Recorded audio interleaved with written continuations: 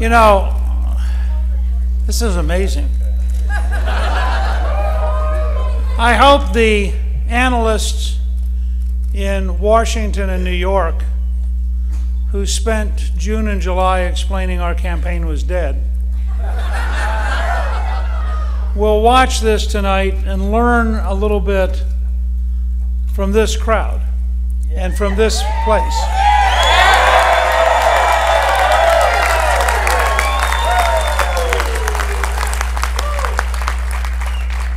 We survived the national elite's effort to kill us in the summer because of you, because people who said we are not going to allow the elite to decide who we are allowed to nominate. And so, with your help, thousands and thousands of people came to Newt.org, and with your help, we survived the two most difficult months of a career which goes back to August of 1958. And June and July were really hard, and it was precisely because the national elite, especially in the Republican Party, had decided that a Gingrich presidency was so frightening that they had to kill it early. But you wouldn't let them do it.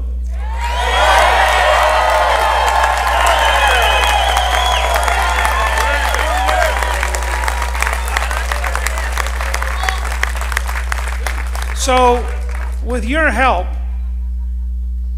and the power of large solutions and big ideas and clear communications in the debates, by December, according to Gallup, I was the front runner by 15 points, and according to Rasmussen, I was the front runner by 21 points. Because you believed in the power of ideas. You believed that people can make a difference. That in fact, Wall Street money can be beaten by Main Street work.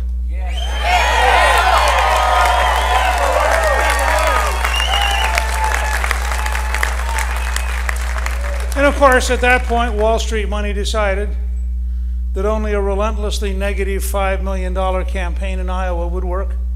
And they did reduce my support from 36 to 14% in 3 weeks of unrelenting negativity. And once again, the media said, oh, I guess this is over finally. But you all said no. And at the very depths of the establishment rejecting it, thousands of more people came to Newt.org and signed up. Yes. And the result was, by South Carolina, we won a historic victory, carried 43 out of 46 counties, and it was extraordinary.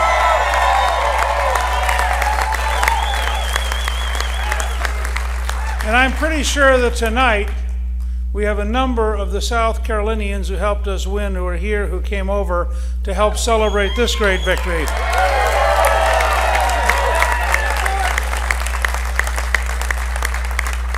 And at that point, the forces of Wall Street figured out they were in real trouble.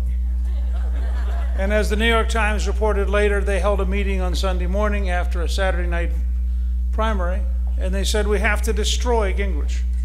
One of them was even quoted in the New York Times as saying, we have to eviscerate him, which I thought was a fairly strong word in a Republican primary. I would expect Obama's people to do that, but I thought it was a tad much, having spent my entire career building the Republican Party. And so they piled on $20 million in 3 weeks of negativity in Florida, and we were still standing. We carried all of North Florida, and interestingly, everywhere we were, when we won, the vote went up. When Wall Street won, the vote went down, which I think is a pretty bad sign for this fall if we end up with a Wall Street candidate. At that point, once again, they began to say, well, maybe he's gone. And then, frankly, Senator Santorum did something very clever. He went to 3 states nobody else was in, and he won them. And the news media, once again desperate to prove Gingrich was gone, suddenly said, now we have the person who's going to be the non-Romney. Now, Calista and I looked at each other, and Jackie and Jimmy and Kathy and Paul, my 2 debate coaches, Maggie and Robert.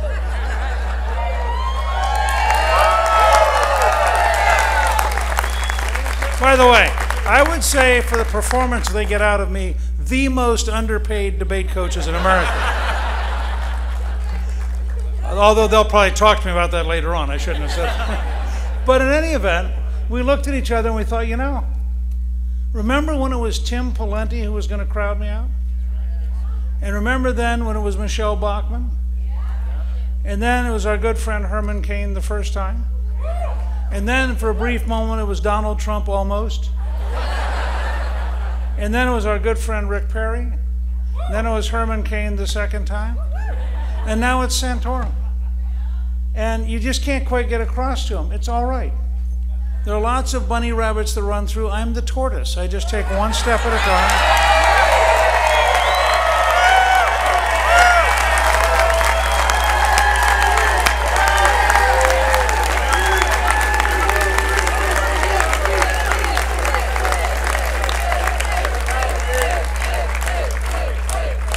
And I've always tried to be very candid. Sometimes it gets me in trouble, but on balance, I think it's how I want to live and how I want to do things. And so I said at the very peak of the Santorum surge and all this stuff, if I can't carry my home state where people know me, I would have no credibility. And I knew the basic Wall Street technique, which was to come in and spend lots of. How many of you have noticed negative ads? Okay. How many of you have noticed the Reagan negative ad that is a total lie? Okay. I mean that's what we're up against. It's one thing to have lots of money. It's another thing to lie with the money. And so I looked around and I thought, let's go home and let's test it out. I'll go home. Calista and I crisscrossed the state. Kathy and Jackie were great help. And I have to say, Governor Deal did a tremendous job and worked very hard.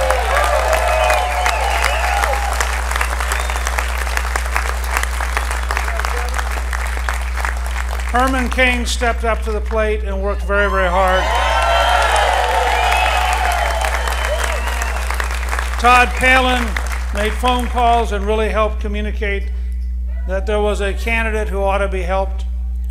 The fact is, in Tennessee, Fred Thompson was just tremendously helpful, and in Oklahoma, J.C. Watts was extraordinary.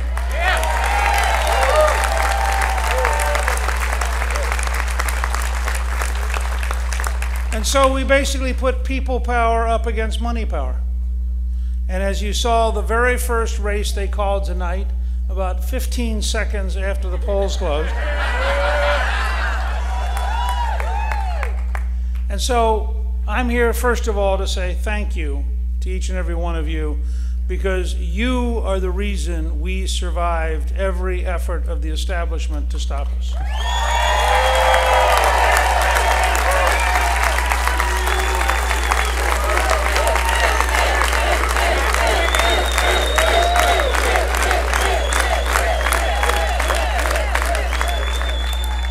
Now, being here at the Waverly brings back many memories.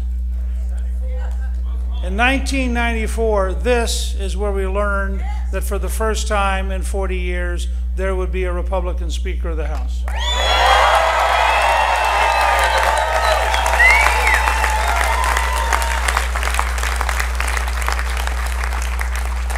And for that entire campaign, all of the elites thought we were crazy. First of all, we ran a positive campaign. We had a contract with America. They just thought that was weird. Why would you go to all that trouble? Have all these ideas. We didn't spend our time on lots and lots of negative ads. We spent our time communicating hope to the American people. The result was the largest one-party increase in an off year in American history, because the American people want a chance to have hope again.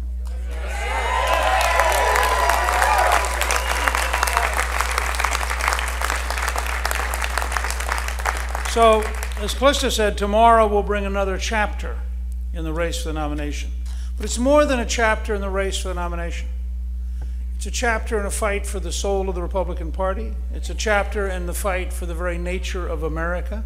It's a chapter in defining who we are as a people. And let me be very clear. I believe that I am the one candidate who has the ability to debate Barack Obama decisively this fall.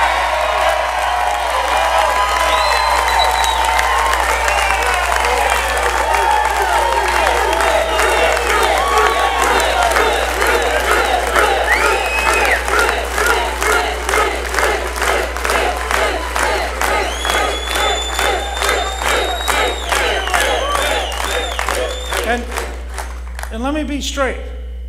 I don't believe the Romney technique of outspending your opponent 4 or 5 to 1 with negative ads will work against Barack Obama, because there is no possibility that any Republican is going to outraise the incumbent president of the United States. Therefore, you can't follow that strategy.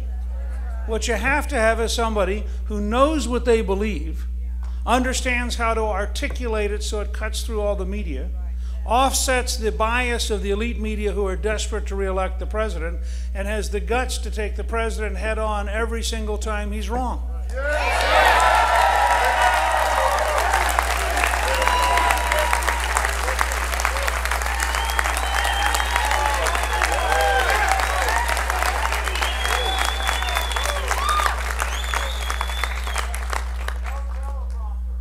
Well, we run a very frugal campaign, and we couldn't afford one.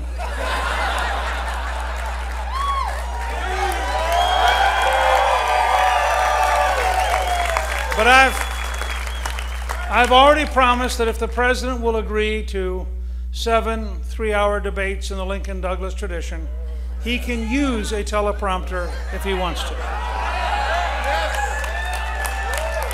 And I'll get to that in just a second. But I want you to know that in the morning, we are going on to Alabama.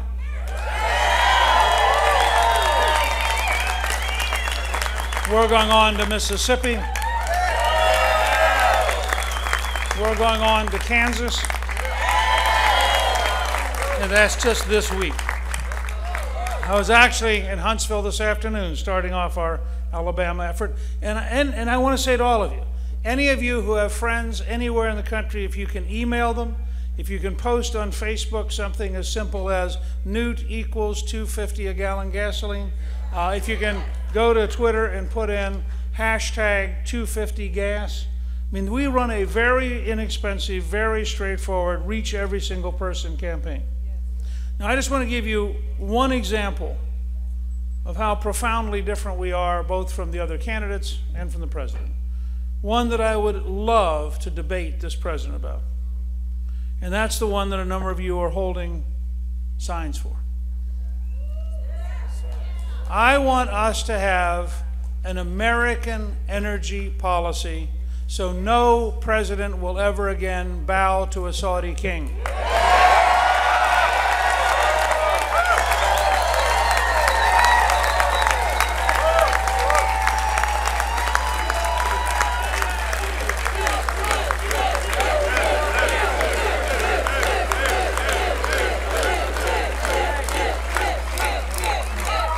And I want you to imagine the debate this fall. The president was right the other day. He's so nervous about gasoline prices and energy that he's done 2 major speeches. And I thought today, in one of the most shallow and self-serving comments by a president that I've heard in a long time, he was candid in his press conference. He said, you know, I'm really worried about higher gas prices because it will make it harder for me to get reelected. I did not make this up. It was just nice to know that the president, once again, has managed to take the pain of the American people and turn it into his own personal problem. Now, the fact is, I'd love to debate this president because when you read these speeches, they are so deliciously incoherent. They are the perfect case study of liberalism run amok. The president says the Republicans have 3 strategies. Strategy number 1 is drilling. Strategy number 2 is drilling. Strategy number 3 is drilling. And I want to say to him, Mr. President, This is one of the rare occasions when I can say, you are right.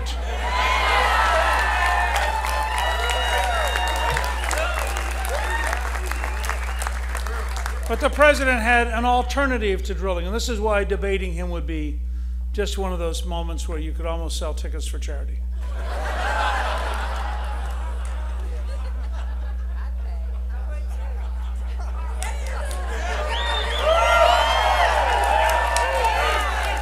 The president said, we have to be practical. Drilling won't solve it.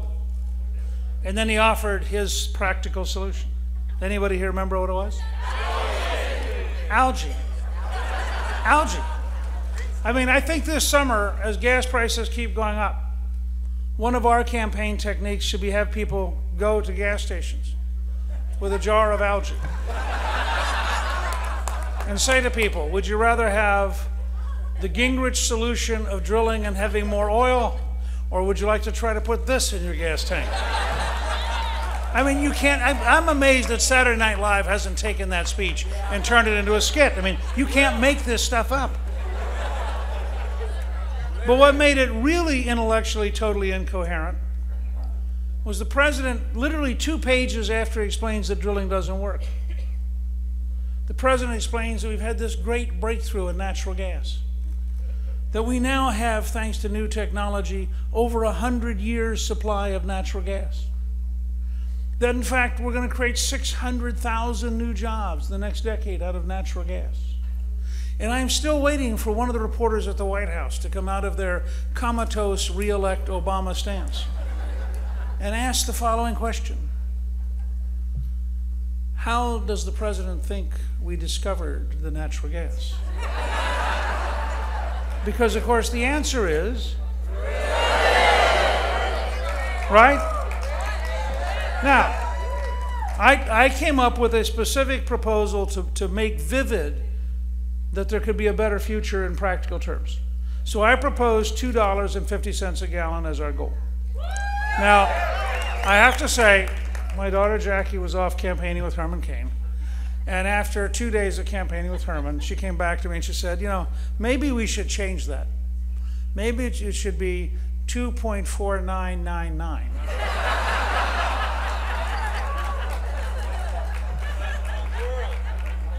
And to his credit, Herman said, no, that will not work as a marketing device. Stick with 250, which he's very good at. So I picked $2.50, and I actually picked it by asking the oil experts, what's a price at which you would have continuous exploration? Because my goal is to have energy independence so we are free of the Middle East.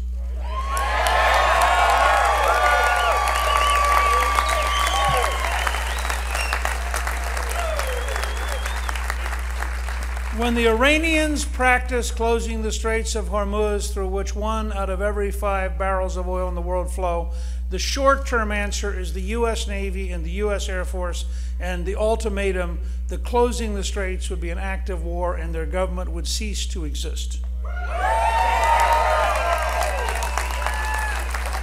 But the long-term solution is to create American energy independence, so we could say to China, India, and Europe, you have a problem in the Straits of Hormuz. We hope you can solve it, but we're not in charge of it.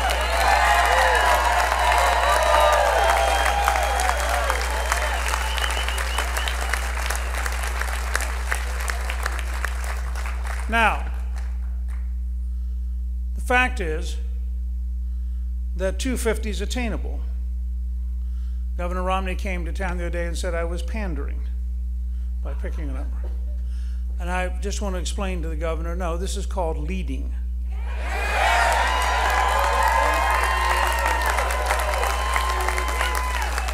Leaders create large goals. Leaders create a vision of a better future.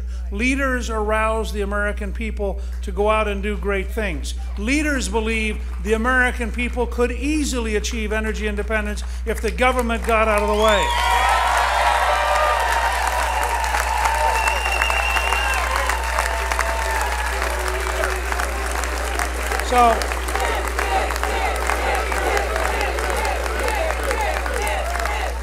So if your friends ask you why we are emphasizing $2.50 and is it practical, first of all, you can tell them to go to newt.org. We have there an entire 30-minute speech which outlines why it is doable and it's practical. I wrote a book called Drill Here, Drill Now, Pay Less back in 2008. Callista and I did a movie called We Have the Power. I mean, this is clearly doable. But in addition, point out three numbers to them. The price of gasoline when I was Speaker was $1.13. The price of gasoline when Barack Obama became president was $1.89. All of this gigantic increase came from his policies.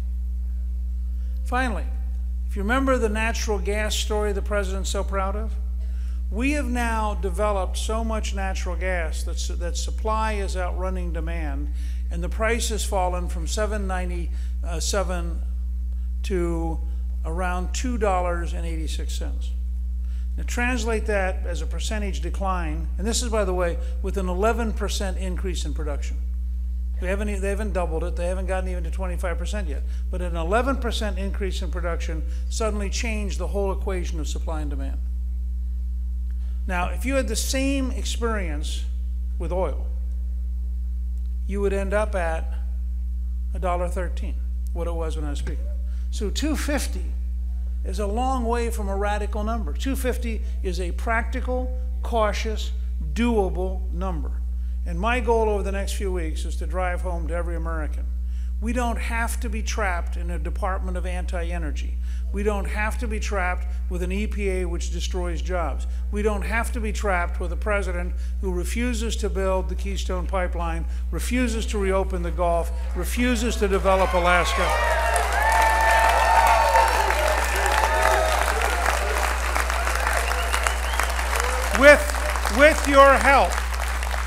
With your help, we're going to get enough people to come to newt.org and sign up. We have 173,000 donors already.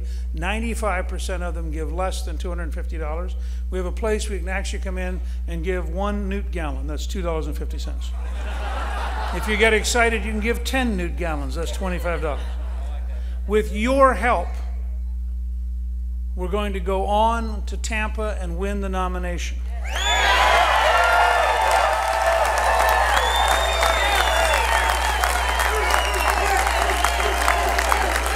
Thank you, good luck, and God bless you.